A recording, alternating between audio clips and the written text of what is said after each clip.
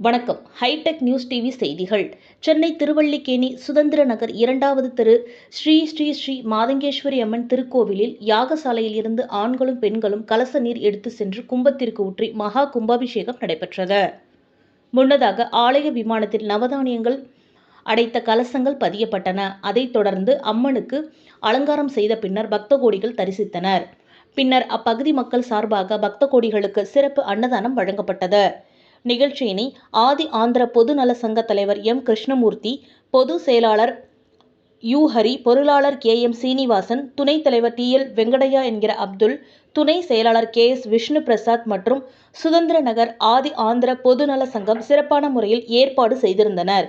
இதில் ஆயிரக்கணக்கான மகளிர் உள்ளிட்ட பக்தர்கள் கலந்து கொண்டனர்.